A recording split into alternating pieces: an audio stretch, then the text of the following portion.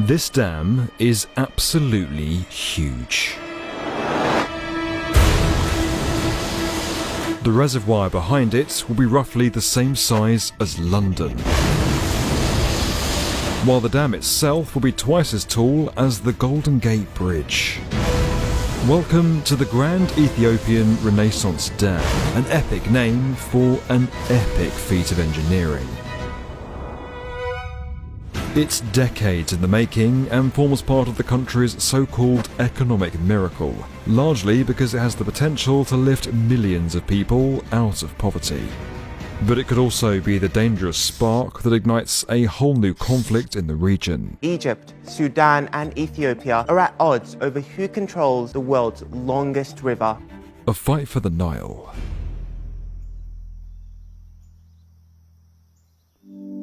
This is the largest dam in Africa, so large it has its own classification. It's a mega dam. Mega what?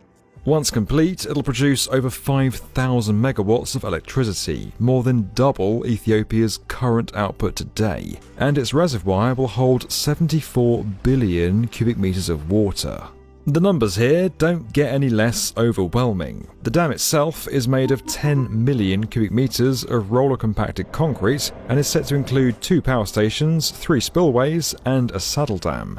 The main dam itself will be 145 meters deep by 1.7 kilometers long, while the saddle dam supporting the main structure will be an astonishing 4.8 kilometers long by 45 meters high. There'll be 2 outdoor power stations on either bank of the river, with the capacity to generate roughly 2,000 to 3,700 megawatts of power. The first step on the journey to build something as enormous as this kind of sets the tone for the rest of the project: the casual diversion of the Blue Nile River in 2013. Now, as dramatic as that sounds, it's actually pretty common when building dams. Here's how it works. Most dams are built over rivers, but to pour concrete you need a dry working area. So diversion channels or tunnels are formed around the side of a dam's location for the period of its construction. If you're going through hard rock, then explosives are normally used to clear a path, while soft soils and rocks are excavated.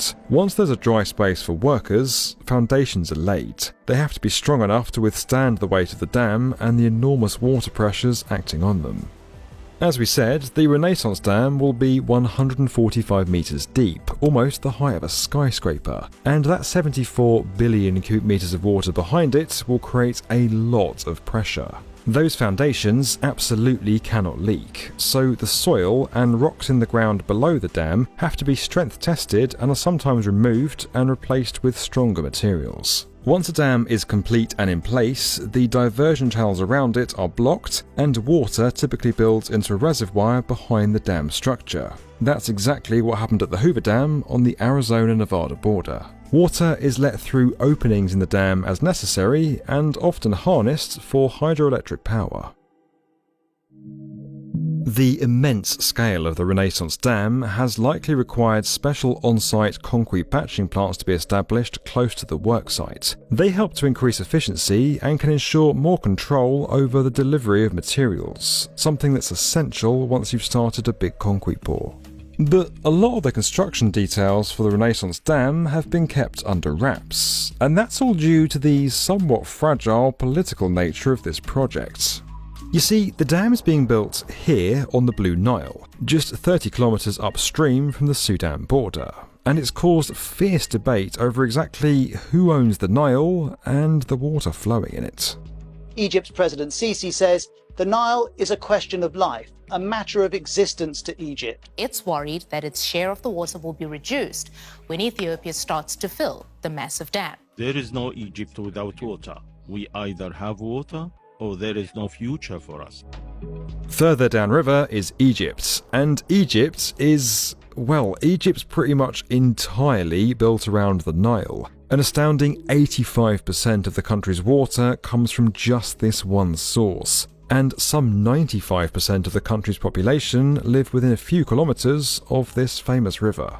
Canals from the Nile irrigate farms and support cities, agriculture and fishing.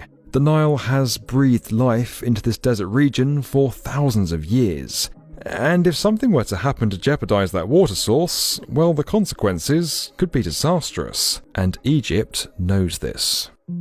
Now, to design any kind of dam, let alone a mega dam with a reservoir the size of London, you need a pretty solid grasp on engineering and maths. While the way you learn to solve equations at school may have been a bit daunting, today's video sponsor Brilliant.org teaches subjects like maths, science and engineering in a hands-on and visual way. Each course is broken down into short, bite-sized classes, which makes it easy to make regular progress. And there are daily rewards to help keep you on a learning streak. A solid understanding of geometry is key to anybody working or aspiring to work in construction. With Brilliant, you can quickly learn the fundamentals like finding the area, or advanced topics like Palomino tiling. Whether you want to learn a new skill from scratch, brush up on the stuff you might have forgotten from school, or just learn for fun, Brilliant.org is a great way to test your brain power and learn key skills at the same time.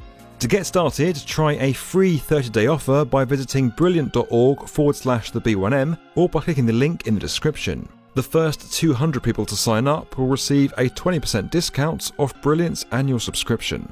Now, let's get back to the Nile.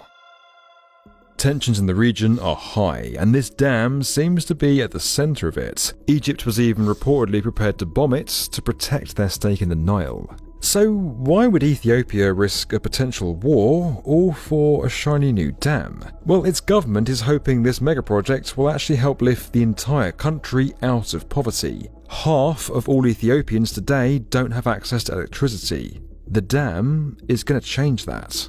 The country is already on the fast track to achieving its economic goals. Ethiopia has become Africa's fastest growing economy, in part boosted by massive investment in infrastructure. During this period of transformational growth, Ethiopia has managed to reduce the number of people living in extreme poverty dramatically, from over 50% of the population to 31%. It's been called the Ethiopian economic miracle, and is becoming a model for other African countries. Major infrastructure projects play such an important role in this process. For its part, Ethiopia has argued that the effects of the dam are going to be minimal on the countries that are downstream, while the benefits will be plentiful and can be shared. But the debate over who can lay claim to the waters continues. Today, talks between the countries have almost completely broken down, with no agreement met, despite the dam now being 90% complete and scheduled to be filled within 3 years. Whatever the outcome, this is a piece of infrastructure that's likely to reshape more than just rivers in the region. This video was made possible by Brilliant. You can learn more about that at the link below. There's also the chance to dive deeper on this and the other topics on our channel over on the World's Best Construction Podcasts, available now wherever you get your podcasts. And as always, if you enjoyed this video and you want to get more from the definitive video channel for construction, make sure you're subscribed to the B1M.